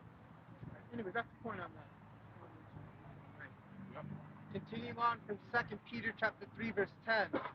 The earth also and the works that are therein shall be burnt up. That's right. And that links with Micah chapter 2, verse 10, which says, Arise ye and depart, for this is not your rest. Yeah, and that's so hard for Jacob to get it through the damn thick ass skull. This is not where you're meant to rest. And every time you try to look for rest, it's a trap. Look at Diddy. He thought he found rest. Now you're really rested, aren't you? Mm-hmm. You see what I mean? Like, this is you Israelites have become so carnal minded, and if your spiritual is in wickedness, you're so carnal minded that you don't understand. You don't get the pattern. Every time you try to do things your way, there's a block. There's a block in some place or some time within that road. Whether you're doing good for, what's the point of doing good for 20 years just to have it all taken away from you? Well, be With wicked. one night. Really, what is that scripture? If we sow wickedness, Right. we shall also reap wickedness. Yep. So, like, there's no point. Half of the stuff, if it's not geared to this word, there's no point in actually continuing. Right. Because here it is, like, let's look at the fact. You go to work every day, right? You make this money. Where does it go to? It goes back into the hands of Caesar. That's right. Just as the Lord said, man. He said it best. Yeah. Right? Yeah, that's heavy, man. And then you got even a heavier word or a heavier judgment for those of you who know the truth and you still try to do the same thing as niggas that are in the world. Getting the same results. Somebody Proverbs 23 and 5. Can I bring this out real quick? Yeah, sure. Yeah, this is Ecclesiastes 7 and verse 8. Better is the end of a thing than the beginning thereof. Now, why is that, Mayan? Well, look at P. Diddy. P. Diddy started out being this millionaire from time. You know, right now, it's like he's done. Right. Yeah, he's done. It says better the end of a thing, though. Yeah, so now, I mean, when he started out nice. This is the end of him, but it doesn't look better. It doesn't look better for him. So what does that mean?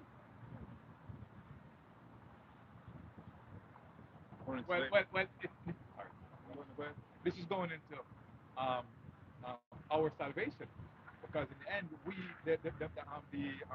the righteous are going to be beamed up.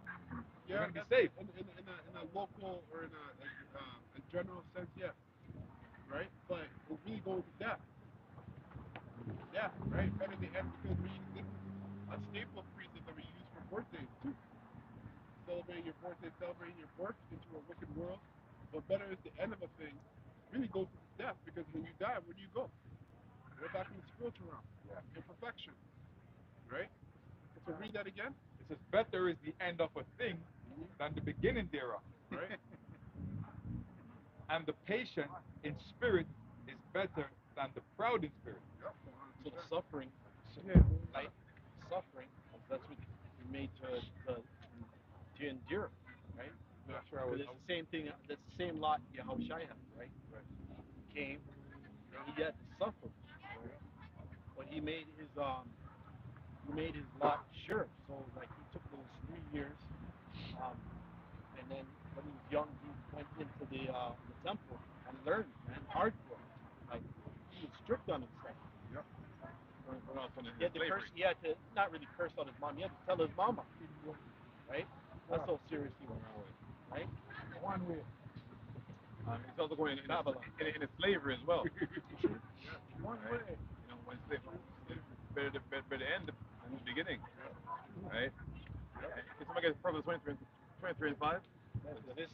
This slavery that we're dealing with right now Man, is grab it. even 20 worse. and 5? 23 and 5. That's what you got. That is the guy. Well, the slavery what we're enduring right now is worse than what was the beginning of it, right? Beautiful. Yep. Because it's at the climax. Yeah. Well, it's actually worse back then. Done. Chattel slavery was worse back then. Done, of course. It's not as bad now, but now it's more of a mental thing. That's right. Yeah. In the mind, you know. Yeah, you saw it change the psyche. Right. Yeah. This is Proverbs 23 and verse 5. Wilt thou set thine eyes upon that which is not? For riches certainly make themselves wings. They fly away as an eagle towards heaven. And that's done. And that's anybody who's going to put mammon or money before this truth. Okay? Because this is Esau's kingdom, and Esau's kingdom is based on fiat. The Most High's kingdom is based on faith. All right? So that's why he uses credit. Right? So this guy has a God complex. Esau has a God complex. He's trying to be like the Most High.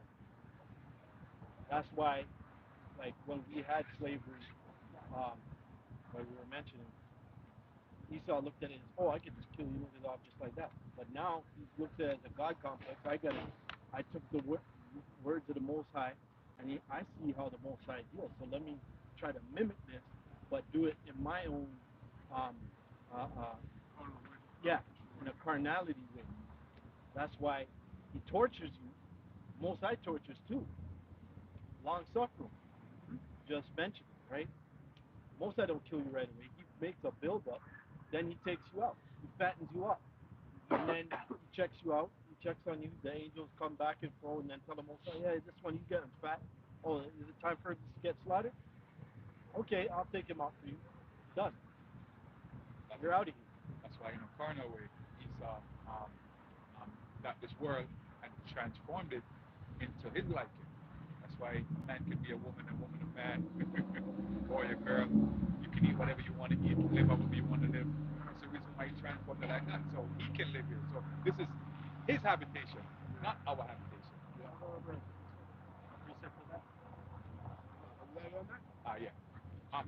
Let him finish his. Water. So we're gonna remix Micah 2 and 10 from the top. So this is Micah chapter 2 verse 10. Read verbatim, brother. Yeah.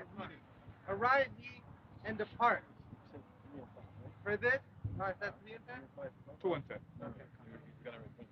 So Micah 2 and 10. Arise ye and depart, for this is not your rest, because it is polluted. It shall destroy you, even with a sore destruction. And that has to do with the mindset, right? So don't think that this is a place to end all be all, right? Because war is not physical war anymore. Esau's moved it over. It's transitioned to the mind. Okay, so it's a mind he wants to capture because he knows brute force. You know, you have rights now, right? So he just attacks your mind.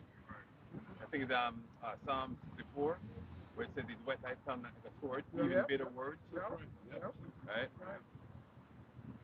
Go ahead. No, that's it. But I wanted to connect it with this scripture.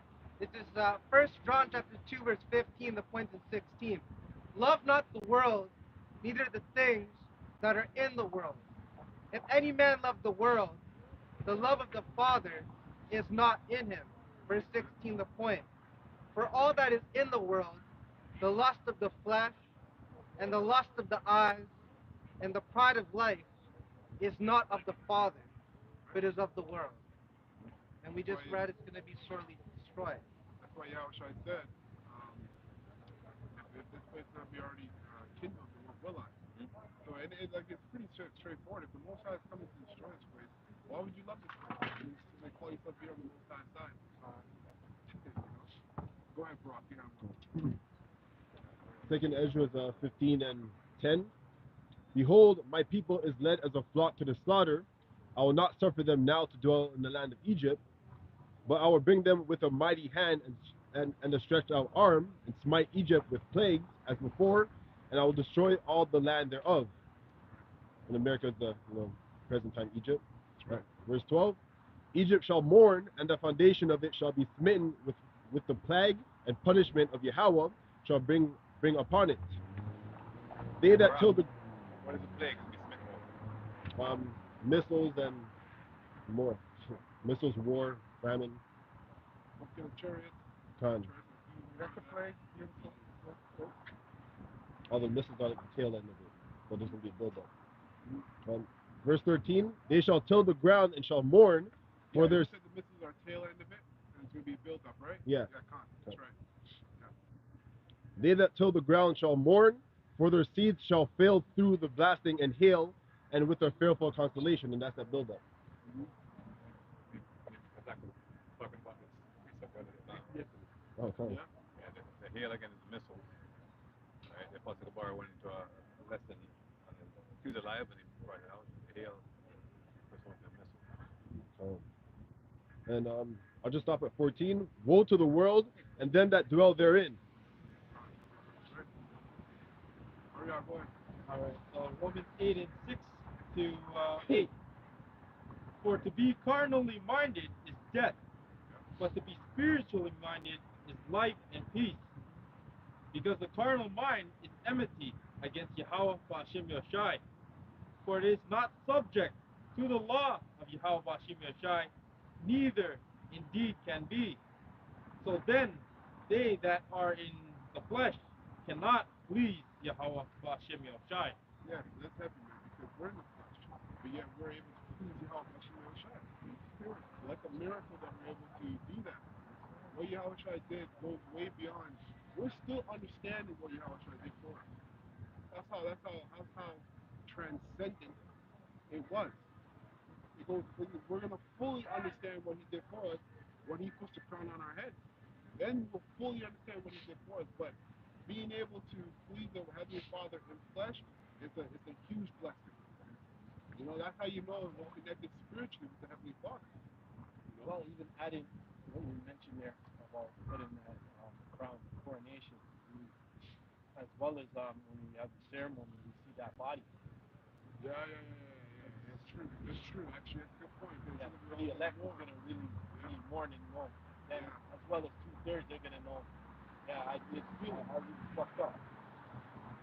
Was that Isaiah? You prophesied about that? It was Isaiah. Yeah, it's true.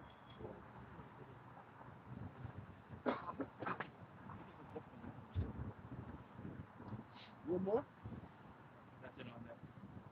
Let me get 1 Corinthians 9 and 16.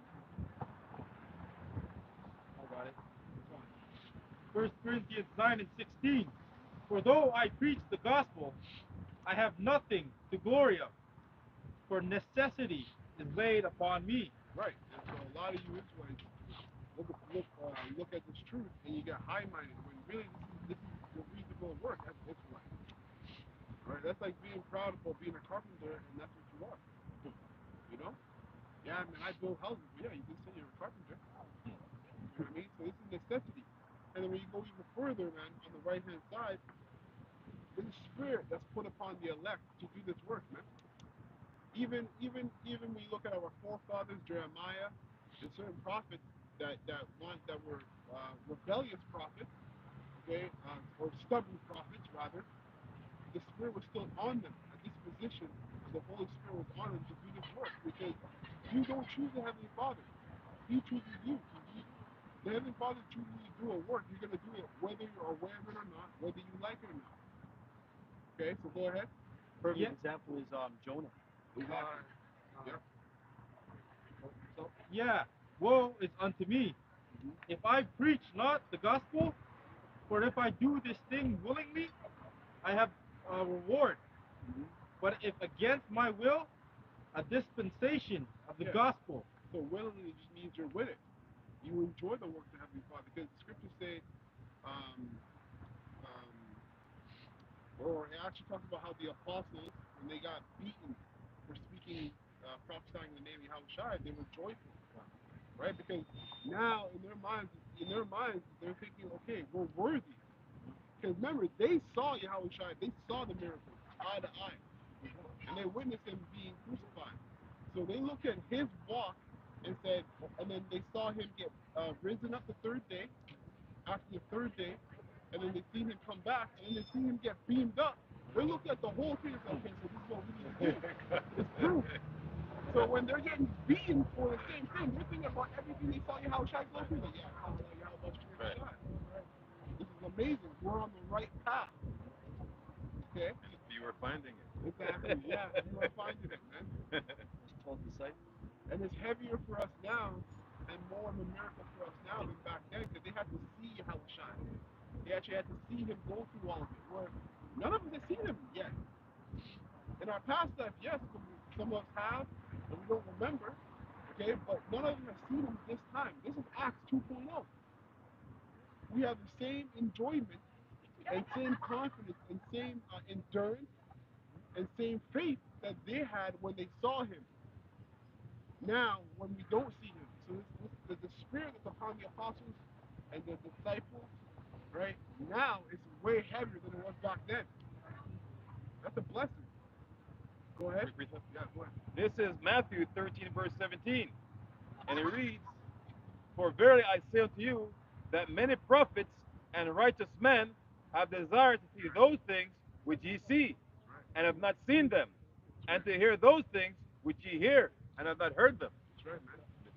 Yeah, all our forefathers, spirit, all our forefathers, Daniel, Jeremiah, Ezekiel, they all saw visions that we're living out in right now, that we're seeing right now. Okay? And we're going to see even more. Now, to go even one step deeper, they are seeing them because they're coming back here seeing them now. Without the remembrance of them knowing that they are those prophets. That's right. We are our fathers in the spirit, right? Right. We're back here again. God has brought us back here again. We have to go through it. So he did promise that he's going to make us do greater things. I'm picking up that scripture because he's going to give them his double portion to do greater things. Yeah? Right? Ezra saw him. Yeah. Yeah.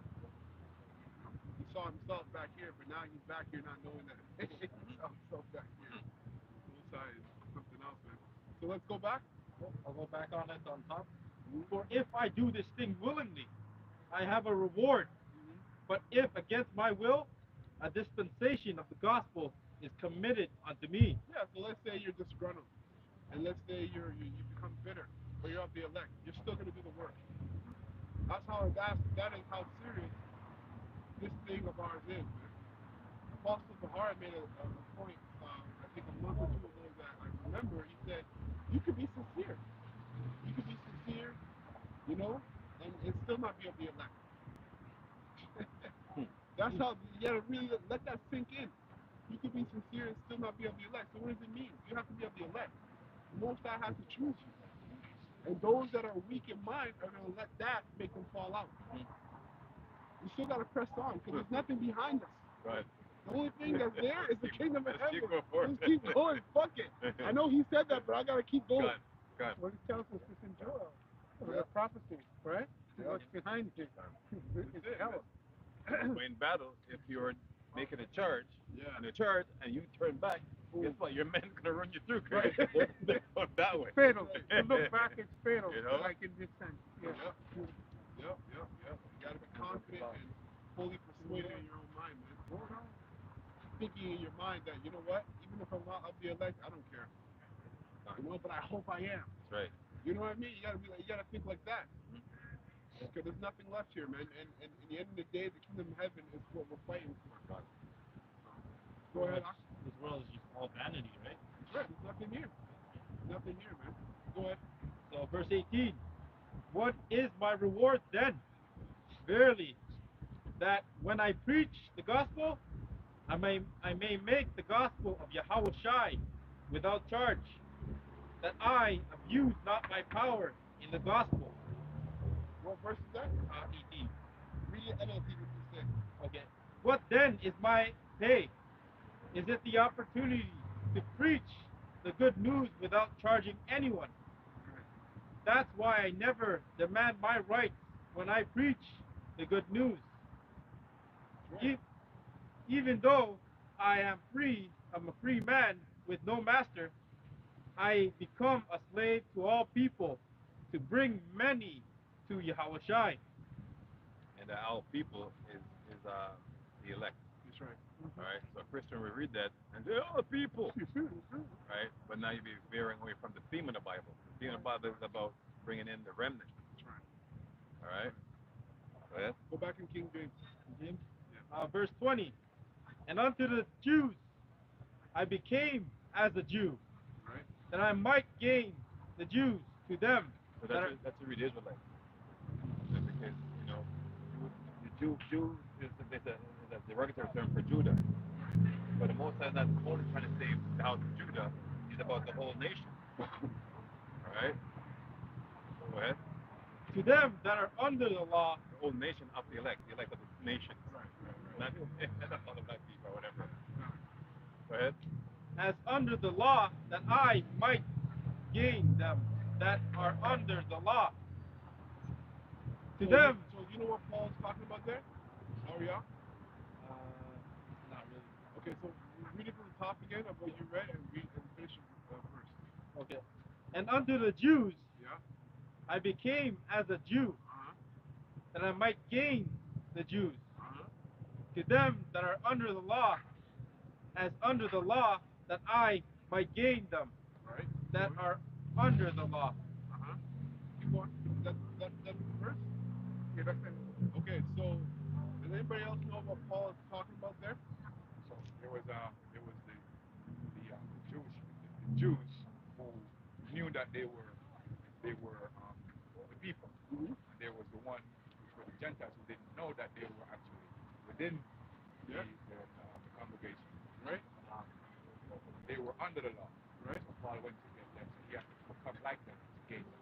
There you go. That's the point. You're using tact, using the spirit. Right? The Pharisees and the Pharisees were under the law, right? So Yeah, they're under the circumcision. under the circumcision, there was that's right. There was I don't know who quoted it, one of your brothers quoted it, but you have to be harmless as a serpent, wise as a dove.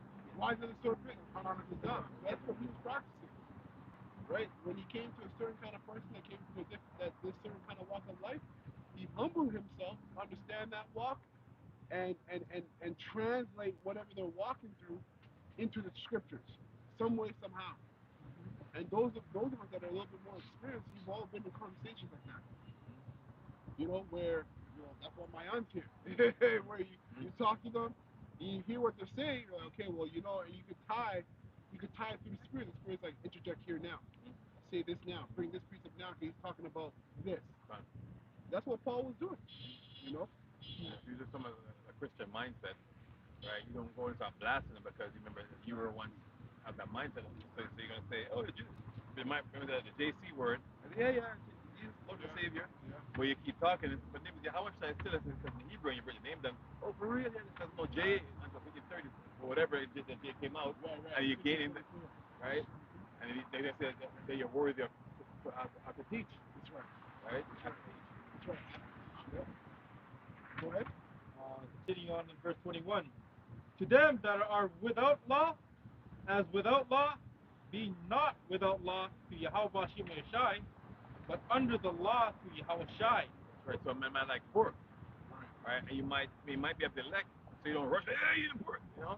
You don't eat yourself, but you say, hey, they know this causes this, and this causes that, Right. I said, oh, for real? I didn't know that. I said, yeah, and that's why I said in Leviticus right here says this, and oh, and man started getting man's trust, Exactly. right? Because a lot of us ate pork prior to the truth. That's right. All of us. You know what I'm saying? Yeah, you know. That's right. Go ahead. Continuing on. That I might gain them that are without the law. Mm-hmm. To the weak became as I weak, that Right. I might gain the weak. Right. And when you look at IUIC, there's that one, I think a month ago, that one guy just came up and he was sincere asking a question. I started blasting him like, you're wearing a hat? You're not supposed to be wearing a hat. First of all, the man's not even teaching. He's listening. He's on the other side. And they're blasting him about wearing a hat. And then IUIC, your woman has to be in the truth. If she's not in the truth within a certain amount of months, you have to leave her off. And the scriptures say the unbelieving wife sanctifies the unbelieving husband, and the believing husband sanctifies the unbelieving wife. What's the paraphrase? Back and forth. So these guys are not applying they're not applying skill and tact. They're really big, beyond big. They can't even crawl yet. And they're not applying the humility and mercy of Yahushua. They're just prideful in their heart. And then them guys push the law, and push that marriage thing.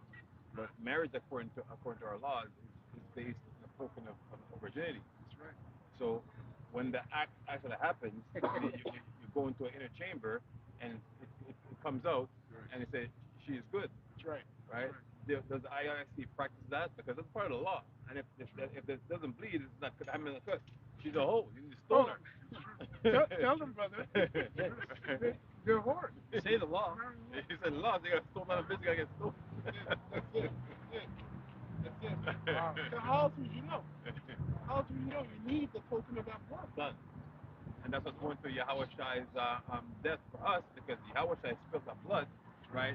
Him being the sacrifice of the lamb, right? That blood is the same blood that's showing this marriage is good. That's right. That's right.